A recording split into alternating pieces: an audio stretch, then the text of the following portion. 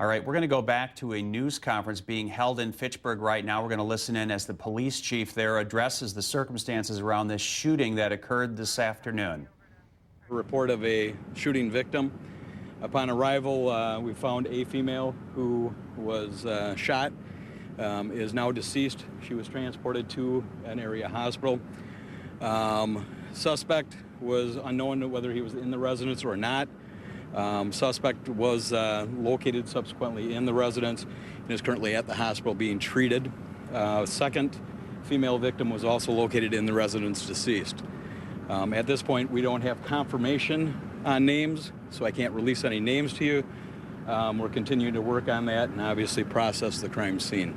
Chief, you're live on NBC 15 right now. Can you comment at all about the involvement with the Dane County Sheriff's Office? Why were they here today? Sure. Dane County Sheriff's Department provides support, with it being that there was a report of an armed subject potentially barricaded in. We requested their tactical response team. Their tactical response team arrived and secured the residence and suspect. Can you talk at all about the injuries of what the circumstances of the injuries are? Is it critical at all? As far as with the subject that was removed? Yeah. At this point, I don't know. I know that he was transported to the hospital. The exact extent of the injuries I'm not yet briefed on. Can you tell me whether anyone else was injured in the course of that entering the home? No, there was one deputy that was transported. Minor injuries, just transported due to probably the heat and things like that, but not severe injuries, anything like that. Was the suspect being compliant at all? I mean, did he put up a fight? Yeah, at this point, there was some initial resistance, but again, we're still working on getting the details from all the tactical units that were involved. So the female victims, there were two you said that were Yep. deceased? They're not yet identified, so we don't know their ages. Child, adult? Adult females. Both two adult females. Correct.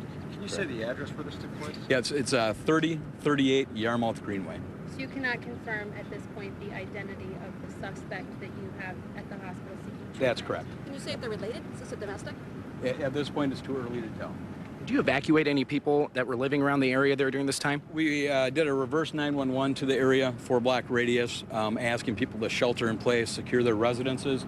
That was done because of the fact that we did not know if the suspect had fled the residence and maybe armed in the neighborhood, or if the subject was in the residence itself. Now, I know that a bank branch down the street was asked to close also. Were there any other businesses that you asked to close? Any business within a 4-block radius.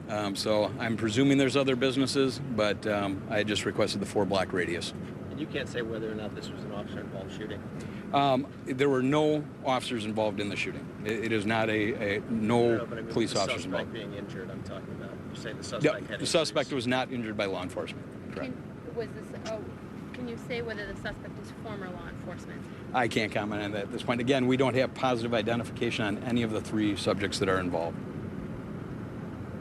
Okay? We'll get back to you as soon as we know, but it's, of course, going to take some time to get details and everything like that. So but the person that you've transported to the hospital, you do believe was the shooter in this case? We believe that's the suspect in the case. We don't believe that there's anybody else that's involved in the incident that is not accounted for. We do not believe that the public's in any danger at this time. And to be clear, 2 deceased, 2 victims? Correct. Two deceased.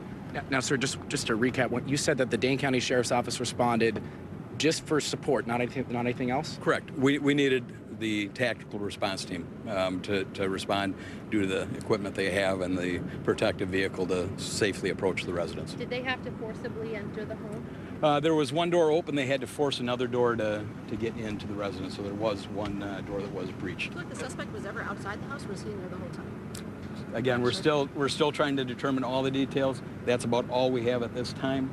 As the investigation continues, hopefully there'll be clarity on issues like that. And is this a house or apartment? It's a single-family residence. At this point, are people that live in the area, are they okay to come back?